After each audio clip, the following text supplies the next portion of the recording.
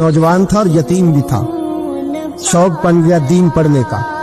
मोहल्लेदार इलाके वाले कहने लगे कहाँ से कमाएगा, ना बाप है, ना माँ है, ना घर है, कहाँ से।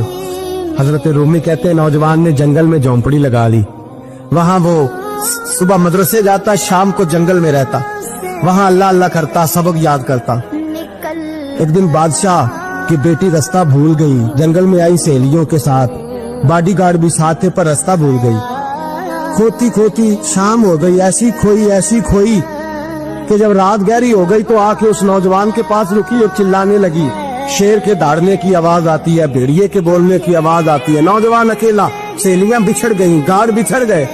कहने लगी मैं परेशान हूँ, मुझे जगह मिल जाएगी। नौजवान कहता मैंने शहजादी देखी और मुझे भी पता था कि घर एक ही है और आग को अंदर से दरवाजा भी बंद करना पड़ता है, जंगल जानवर भी आ जाते। कहते मेरी छोटी सी कुटिया में, झोंपड़ी में वो आई, रो के कहने लगी सहारा कोई नहीं, अगर मैं पीछे निकलूंगी तो भेड़िए खा जाएगा।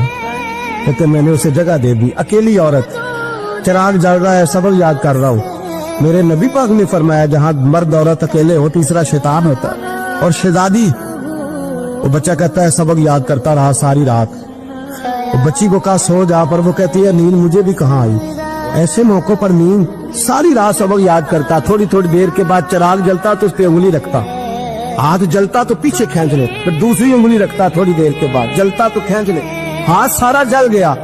सुबह किरणें चमकी तो कहने लगा चल निकल जा, दौड़ जा, बस बड़ा सब्र का इम्तिहान हो गया, चली जा।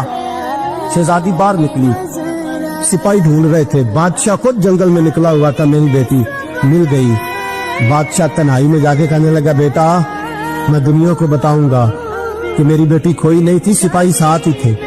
ये बड़ा मुश्किल होता है, बेटी तो भूल के भी रात कहीं रह पड़े तो लोग जीने नहीं देते, तो बेटा मुश्किल हो जाएगा मेरे लिए। कहाँ थी? उसने कहा नेक नौजवान के पास।